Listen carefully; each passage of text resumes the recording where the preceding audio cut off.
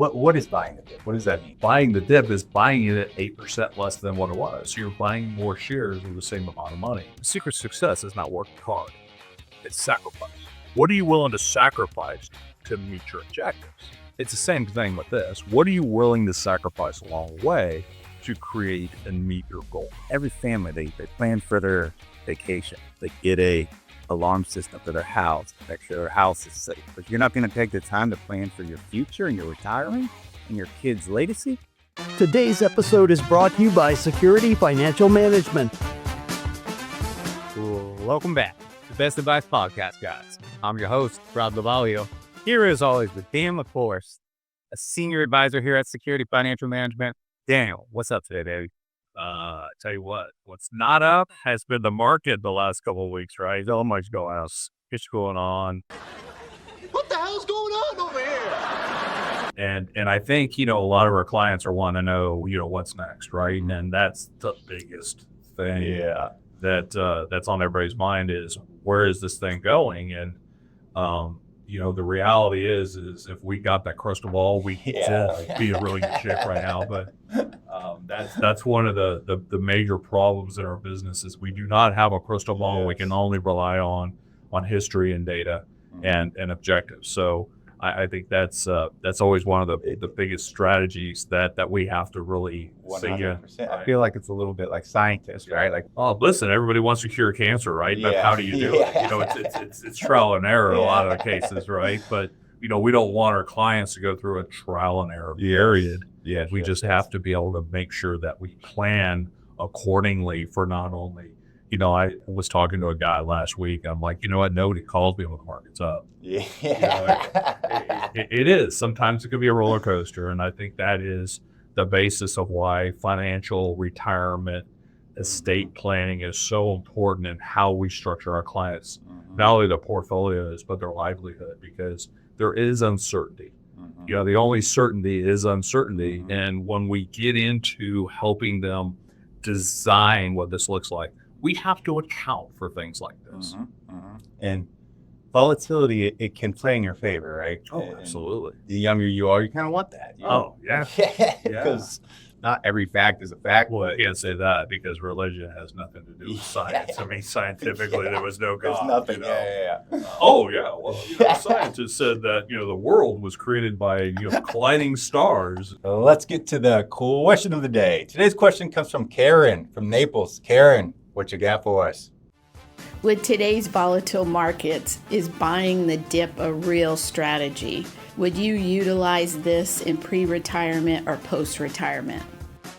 Thank you, Karen. So, Dan, what is buying the dip? What does that mean? So essentially, when you're buying the dip is when the market is down, right? Yeah. And we know that when prices are lower, we get to buy more shares.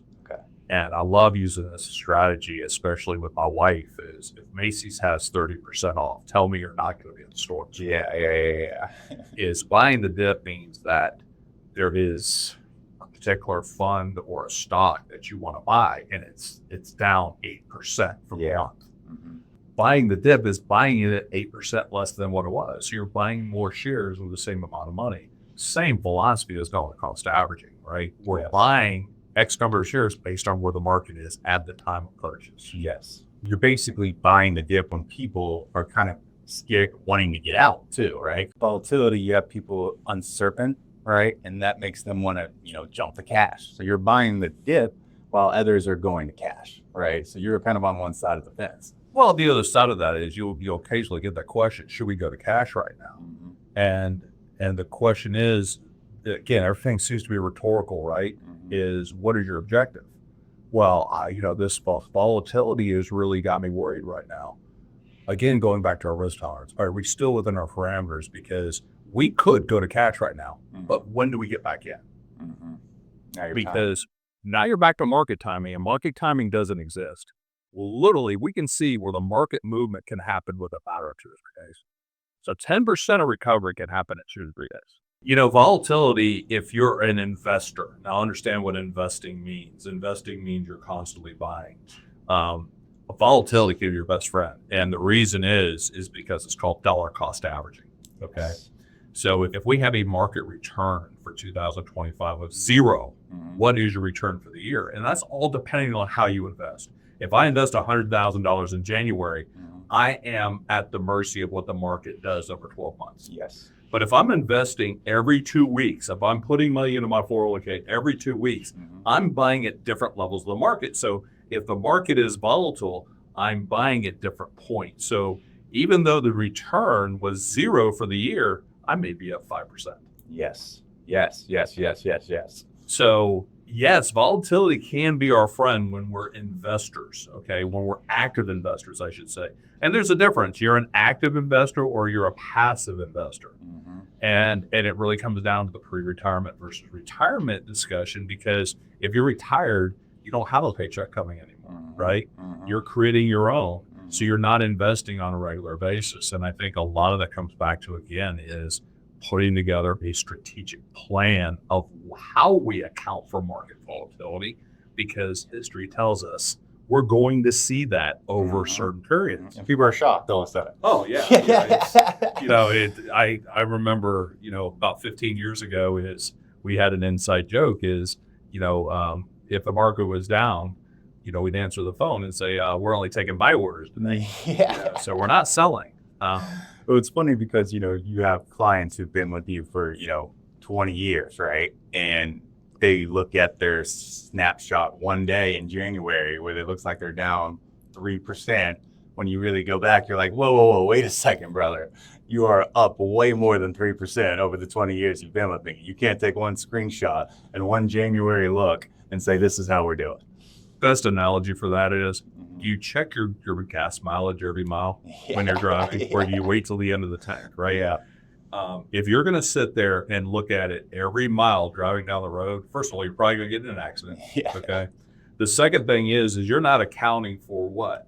The slope and the speed limit, right? Because if I'm going uphill, I'm going to burn a lot more gas than if I'm driving downhill or if I'm driving flat. If I'm in Florida, we don't have a lot of hills unless we head out to Claremont, right? Yeah. So again, it's understanding what your objective is. We're going to see volatility.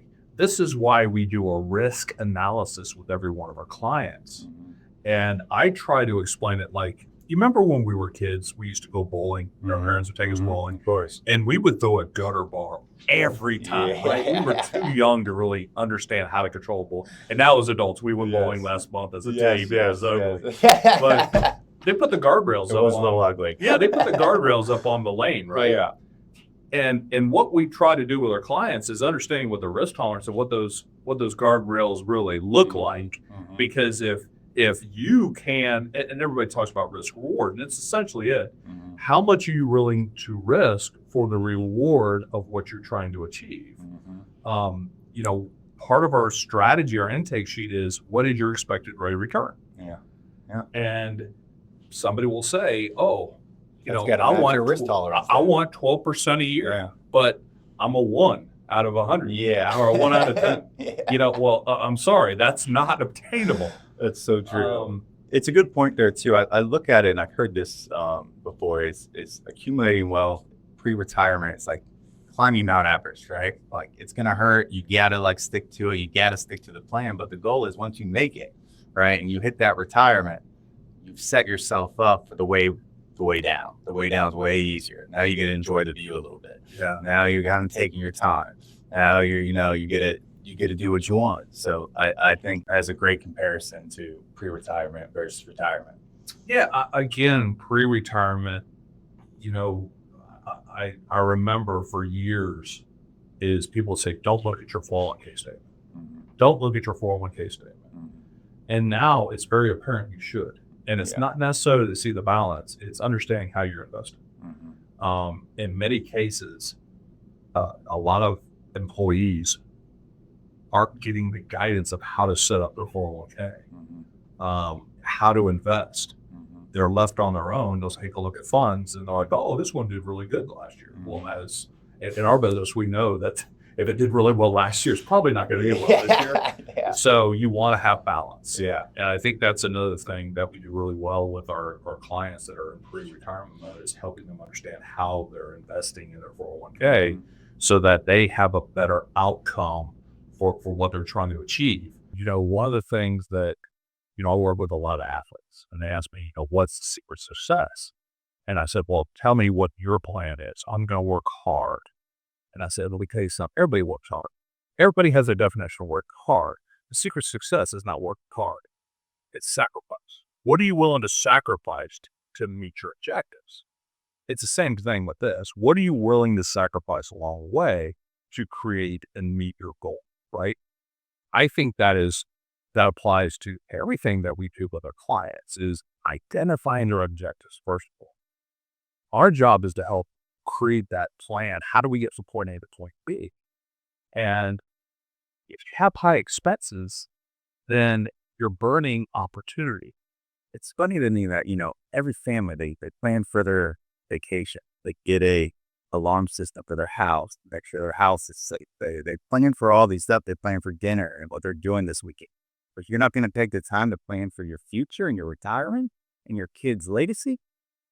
It's crazy. Well, everybody has their own perception of where they need to be. And I think that's one of our jobs as well, is to understand our client, understand how they look at things, because it doesn't matter what we know.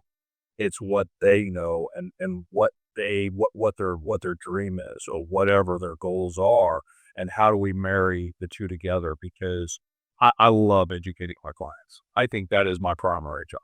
People ask me all the time what I do, and I said I do whatever it takes to help my clients be their objectives and to sleep at night. And it's not necessarily about money; it's more about protecting their families. That area of the objective, you can find a portfolio anyway.